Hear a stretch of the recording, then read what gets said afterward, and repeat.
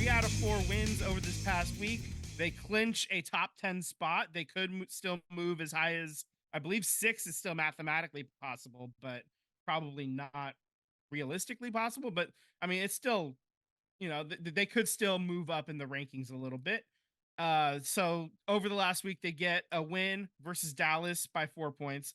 They blow out Houston, basically ending Houston's shot at the playoffs or the play-in tournament. They take an L at Dallas. It was a very close game. And then they get the W against Utah at home, 118-110. They're currently 43 wins, 35 losses. Right now, it's still 10th in the West. But this is it's good news. The Warriors, the top 10 teams are locked in at this point. We knew that who these teams would be a couple weeks ago. Houston decided to make it a little more interesting before finally backing off a little.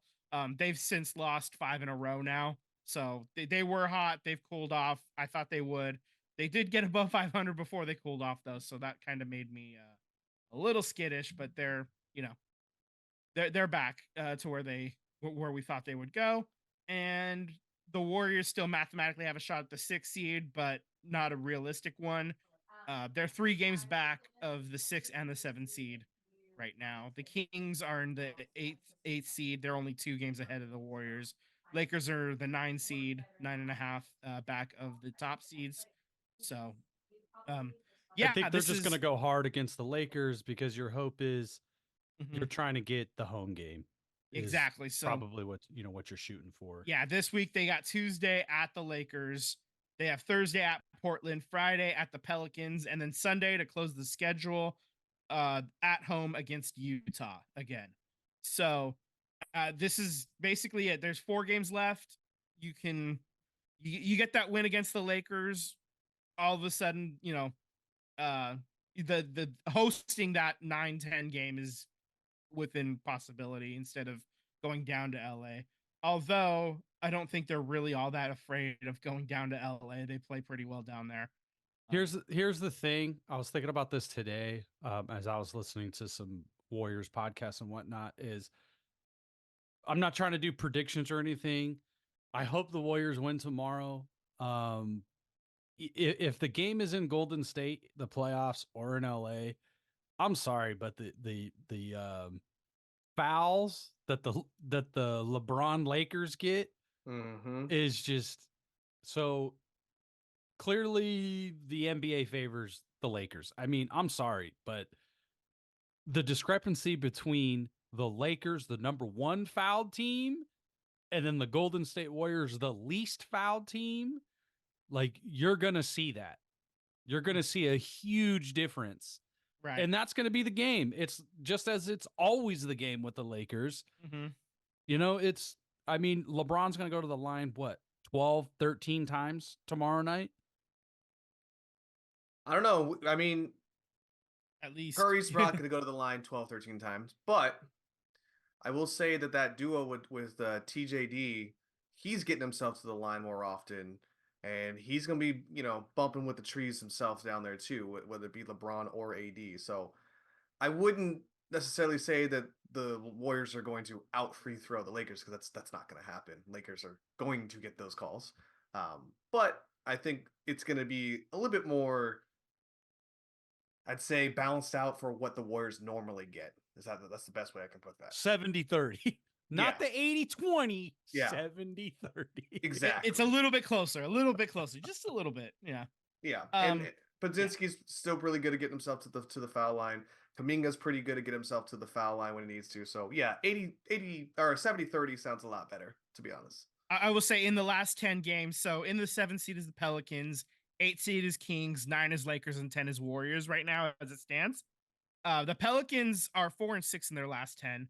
The Kings are 5-5. The Lakers are 8-2, and the Warriors are 7-3. So your 9 and 10 seeds are playing a lot better than the 7 and 8 seeds right now. So catching them is not entirely out of the question right now. So yeah, it just kind of you got to play well down the stretch, right? These last 4 games coming up, last 5 games for the Lakers. So, and I do think that the play-in tournament, though, we've only had it for a couple seasons now, or 3 or 4 now. 3 games for the Lakers. Sorry, so not 5. I think no team has proven to be like how baseball does with their wild cards, where you get hot, you could probably win it all. Like that hasn't been proven, but could be the Warriors this year. They could be that Well, the team. best was what, Miami, but they were coming from the 7 seed. Right. I think. Right. So I don't know.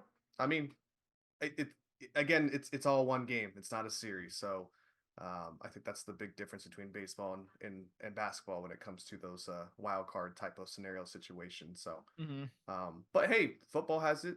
Sometimes you get teams that get hot and they run through them. So, I don't know. We'll see. Warriors still have some work to be done. Draymond just needs to make sure his emotions are in check. Let's not get ourselves ejected. But Clay looked great in that last game without Steph Curry playing on the court. Obviously, that dynamic duo of Dre, TJD, and Clay as their lineups seem to be a net positive. So that's good going forward. Pozinski looked great. He had that buzzer beater to end the first half there. So all signs pointing to positive as far as where they could be going towards the end of the season. And let's hope that the train keeps on rolling here. Okay. Real quick, I wanted to update everyone on our NCAA men's tournament standings here. No, these are not typos. You guys have hit your max. So yep, that is correct. Yep. Sam is currently at 94, leading the way. I am at 83, but I can get to a max of 115. You got to get tonight's game correct, right? You have Purdue. You got to get the win, yeah. I just have to get the win. Purdue just has to get the win. Purdue wins, you win our little side bet here. Yep. So I could be snatching this away from you like Cinderella at the 12th hour here, Sam. So we'll see. We'll see if Zach Edey gets the job done for you at 7-4, that big monster. Right. So ain't gonna happen. NBA basketball Basketball Hall of Fame class of 2024 was announced. Vince Carter and Chauncey Billups were the headliners of the class. Simone Augustus was a WNBA 15-year career, rookie of the year, 4-time champ, gold medal 3 times. Those are your 3, top tier, no doubt about it, headliners. I kind of question Chauncey a little bit, but he's definitely better than this guy that I'm going to talk about right now, Michael Cooper. He was on the Showtime Lakers. He's a 5-time champ, defensive player of the year in 86-87, 8 all-defensive teams, but 0 all-star appearances. We're now setting a precedent where you don't have to make an all-star team to become a Hall of Famer. Is that Mr. Cooper from Hanging with Mr. No. I wish. No, yeah, that is not Mark Curry. That's Michael Cooper, unfortunately. Yeah, so I guess I just want to know, what do you guys think about that? No all-star appearances, but 8-time defensive player. Is Bruce Bowen a Hall of Famer now? I don't know. His bow ties are. I think his bow ties are Hall of Fame. That's a good. I think all of these Hall of Fames are doing something that makes you question what is a Hall of Famer now, right? Because baseball, if Bud Selig is in the Baseball Hall of Fame, then so is fucking Barry Bonds, so is Roger Clemens. Because if the commissioner of the steroid era is in, then let everybody in. So I think I know it's a different scenario. My point is, what defines a Hall of Famer is so blurred across all leagues now that, to me, it doesn't even matter anymore. Yeah, I think Cooper, first ballot, no, but a Hall of Famer, sure. And the reason why I say is because 5 times, 5 rings. How many players, have 5 rings? I think that's worth noting. But also being a defensive player on the Showtime Lakers that had, arguably one of the best rosters ever constructed, not drafted, but constructed, to stand out as a defensive player on that team, knowing that you had Wilt Chamberlain on that team, I think that speaks volumes as well too. So do I think Michael Cooper is a Hall of Famer with 5 rings and being a defensive player on a pretty stout team like that? Sure, but maybe not a first ballot. I definitely think he could get in there. I just don't think a first ballot. Okay, but I mean, James Jones has 7 titles. But was he a defensive player? Favorite teammate of all time. But was he a defensive player? No. But I mean, it's just like there's there are people that have 1 or 2 of those pieces. Bruce Bowen has a couple of chips as well. He has like 2 or 3 titles with the Spurs. Sure. I don't think that Bruce Bowen is in any way a Hall of Famer, but I mean, he had. Let me look this up. Bruce Bowen. How many times did he make the all defensive I just team? think Michael Cooper standing out on a team that already was a pretty well defensive stout team. Yeah, anchored 18. in by him. Yeah, Bruce Bowen was 8 times, so the same number as Michael Cooper. I don't know. 8-time defensive teams. 8-time defensive team, and was he defensive player of the year though? I mean, it's kind of hard when you have Tim Duncan as your center. Yeah, no, he didn't actually win defensive player of the year, but he finished second 3 consecutive times. Let's see, behind Ben Wallace twice and Marcus Camby once. So right, I mean, Ben Wallace. So he was right there. So I mean, if you finish second for 3 years in a row, I think that's it's not really equivalent to winning it once, but like you're basically right there. I don't know. Well, I agree with you that I don't think that Michael Cooper is a first ballot Hall of Famer. Well, I mean, he's not a first ballot Hall of Famer. This is like he retired with the Lakers in like, you know, the 90s or whatever. So I mean, he's been like, this was a selection committee. This wasn't a regular thing. Okay. So that's why I'm kind of questioning it. But all these leagues have these selection committees now, and former player veteran committees, and you know, so there's all these ways to get in as a Hall of Famer now, where now it's like they're just, you know, it's like the playoffs, the play-in tournament. There's not enough teams in the playoffs. Well, 3/4 of the league sucked. Well, we'll just expand the playoffs. Let's make the baseball wild card more teams. Let's add another football game to the, you know, to the schedule and add another playoff spot. So they're just widening the pool to get more Hall of Famers in. Yeah. I will say that this is the Basketball Hall of Fame. It's not the NBA, the NBA Hall of Fame. Right. So, I mean, this includes college career and, you know, contributors and stuff, which is how Jerry West is getting in for his 3rd time as a contributor. Same with Doug Collins and Herb Simon as contributors. Let's see. But I mean, that also too, that, I mean, if you're going to make that argument about Michael Cooper, Jerry West never won a championship. And he's a Hall of Famer.